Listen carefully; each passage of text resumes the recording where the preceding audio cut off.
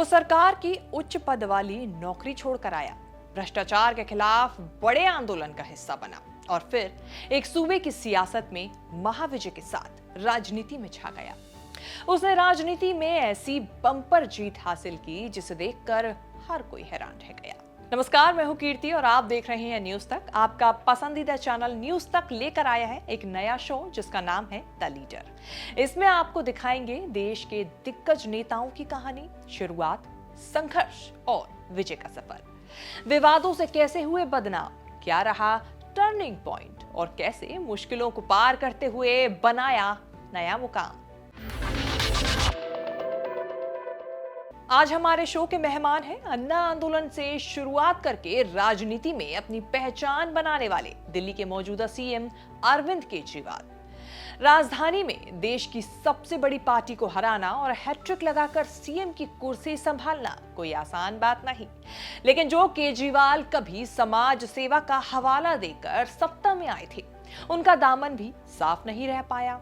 उन्हीं के पार्टी के मंत्रियों पर भ्रष्टाचार के आरोप लगे, जेल की हवा खाई, लेकिन इसके बावजूद लगातार इन्होंने पीएम नरेंद्र मोदी पर भी सवाल उठाए और दर्जनों बार दोहराया कि पीएम की डिग्रियां फर्जी हैं। केंद्र सरकार से लगातार अध्यादेश के मुद्दे पर लड़ाई की, इंडिया गठबंधन के साथ शामिल हुए, लेकिन पार्लियामेंट में अध्यादेश को पास होने से रोक नहीं पाए। विवाद कई हैं और मुद्दे भी, जिन्हें हम आपको अपने इस नए शो द लीडर के जरिए दिखाने और बताने और ही साथ साथ समझाने जा रहे हैं। तो आखिर तक देखिए ये स्पेशल रिपोर्ट।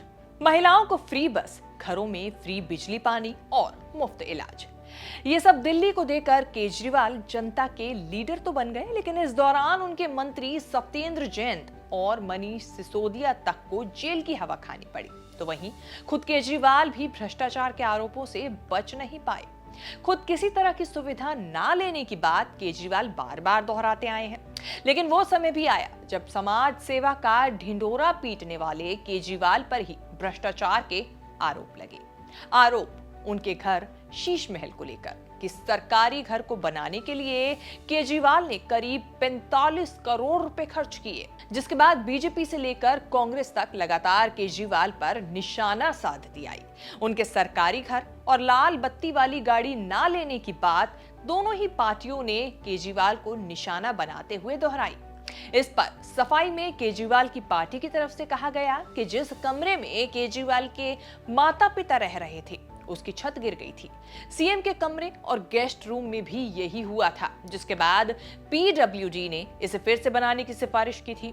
आरोप है कि सरकारी घर को बनाने के लिए केजरीवाल ने 8 लाख रुपए का एक पर्दा लगाया और 4 लाख रुपए के 2 कमोड जैसी कई महंगी चीज उन्होंने अपने घर में लगवाई, जिसके बाद इस घर को शीश महल नाम दिया गया। सत्ता में आने से पहले और सत्ता में आने के बाद भी केजरीवाल ने कई तरह की सुविधाओं को ना लेने की बात कही, लेकिन जो उन्होंने कहा उस पर शायद अमल करना मुश्किल साबित हुआ, क्योंकि बाद में लाल बत्ती की गाड़ी और सरकारी घर दोनों ही केजरीवाल ने ले लिए थे। सुनिए केजरीवाल का ये पुराना बयान। पर आपको नहीं लगता कि ये बहुत बड़ा रिस्क है? आप कहते हैं आपको सिक्योरिटी नहीं चाहिए, लाल बत्ती नहीं चाहिए, अब इतने पॉलिटिकल सिस्टम में ही आपके दुश्मन है।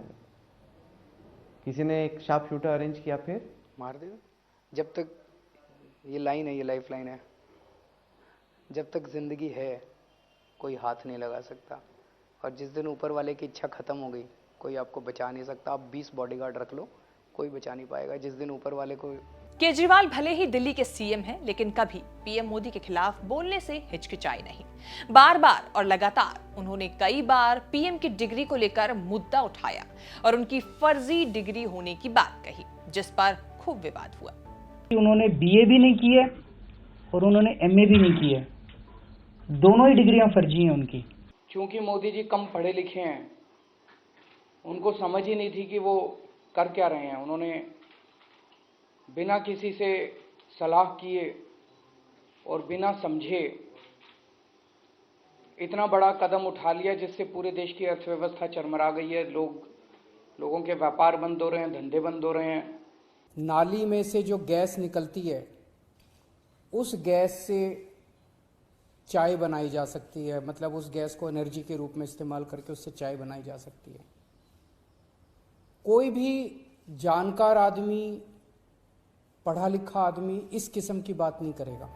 दिल्ली के सीएम केजरीवाल का विवादों से पुराना नाता है। दिल्ली में अधिकारियों की ट्रांसफर पोस्टिंग जैसे मुद्दों को लेकर एलजी और केजरीवाल की तनातनी सालों पुरानी है, लेकिन ताजा मामला दिल्ली अध्यादेश से जुड़ा है, जिसके चलते केजरीवाल ने विपक्षी गठबंधन इंडिया से हाथ मिलाया और संसद में वोटिंग के दौरान केंद्र के अध्यादेश के खिलाफ दिल्ली सरकार का साथ देने को कहा।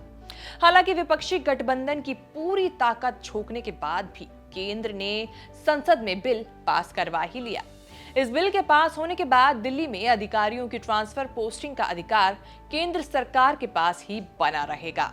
अब भले ही अध्यादेश के मसले पर केजरीवाल का विपक्ष के साथ हाथ मिलाना काम न आया हो, लेकिन उम्मीद की जा रही है कि आगे आने वाले समय में इसका फायदा उन्हें जरूर मिल सकता है।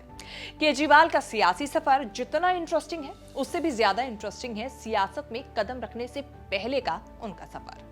अरविंद केजरीवाल ने आईआरएस जैसी नौकरी छोड़कर राजनीति में उतरने का रिस्क लिया और इतने कम सालों की राजनीति में ही 3 बार सीएम बनने का रिकॉर्ड तोड़ दिया। समाज सेवा की राह पर निकले अरविंद केजरीवाल को शुरुआत में अन्ना हजारे जैसे बड़े समाज सेवियों का साथ मिला और जन लोकपाल बिल को लेकर अन्ना हजारे, किरण बेदी, योगेंद्र यादव और केजरीवाल ने जमकर धरना दिया। साल 2011 में चले अन्ना आंदोलन को ही केजरीवाल के जीवन का टर्निंग पॉइंट माना जाता है। अरविंद केजरीवाल ने सूचना के अधिकार के लिए भी काफी काम किया, जिसके लिए उन्हें सराहा भी जाता है। इसके बाद केजरीवाल ने अपने कुछ साथियों के साथ मिलकर 2 अक्टूबर 2012 को आम आदमी पार्टी बनाई। इस सफर में उनके सहयोगी मनीष सिसोदिया ने उनका बड़ा साथ दिया। साल 2013 में हुए दिल्ली के चुनावों में आम आदमी पार्टी को 28 सीटों पर जीत मिली थी और वो सबसे बड़ी पार्टी बनकर उभरी थी। इस चुनाव में केजरीवाल ने कांग्रेस की शीला दीक्षित को हराकर सबको चौंका दिया था और कांग्रेस के समर्थन से केजरीवाल ने 49 दिनों की सरकार चलाने के बाद इस्तीफा दे दिया था। इसके बाद साल 2014 के लोकसभा चुनाव में केजरीवाल ने वाराणसी सीट से नरेंद्र मोदी को ही चुनौती दे डाली, लेकिन वो जीत नहीं पाए। 1 साल बाद 2015 में फिर दिल्ली में विधानसभा चुनाव हुए। इस चुनाव में आम आदमी पार्टी ने जबरदस्त वापसी करते हुए 70 में से 67 सीटों पर जीत हासिल की। बम्पर जीत के साथ अरविंद केजरीवाल 14 फरवरी 2015 को दूसरी बार दिल्ली के मुख्यमंत्री बने और उन्होंने 5 साल का कार्यकाल भी पूरा किया। इसके बाद साल 2020 में हुए दिल्ली विधानसभा चुनाव में केजरीवाल फिर से जनता का भरोसा जीतने में कामयाब रहे। 62 सीटें जीतकर तीसरी बार मुख्यमंत्री बने। 16 अगस्त 1968 को हरियाणा के हिसार में जन्मे अरविंद केजरीवाल 3 भाई बहनों में सबसे बड़े हैं। उनके पिता का नाम गोविंद और मां का नाम गीता है। केजरीवाल की पत्नी सुनीता भी आईआरएस अधिकारी रह चुकी हैं। सुनीता ने पति के सीएम बनने के बाद वीआरएस ले लिया था। इनके 2 बच्चे हर्षिता और पुलकित हैं। अरविंद केजरीवाल ने आईआईटी खड़गपुर से मैकेनिकल इंजीनियरिंग की और साल 1992 में उनका सिलेक्शन आईआरएस में हो गया, लेकिन बाद में वो नौकरी छोड़कर सामाजिक काम में लग गए और उनकी ये समाज सेवा ऐसी क्रांति लाई कि दिल्ली की सियासी पारी जीत उन्होंने सबको पीछे छोड़ दिया और आज दिल्ली की कमान संभाले हुए हैं। उम्मीद है आपको हमारा नया शो द लीडर पसंद आया होगा और इसमें जिस लीडर की बात की गई है, अरविंद केजरीवाल से जुड़ी जो जानकारी हम आपके लिए लेकर आए हैं, वो भी हम उम्मीद करते हैं आपको पसंद आई होगी। अगर आपके कोई सुझाव है तो कमेंट सेक्शन में जाकर जरूर दें और इसी तरीके की स्पेशल रिपोर्ट देखने के लिए देखते रहिए न्यूज़ तक। बाकी देश और विदेश से जुड़ी जो तमाम बड़ी खबरें होंगी वो हम आपके लिए लगातार लाते रहेंगे। तब तक के लिए आप मुझे दीजिए इजाजत।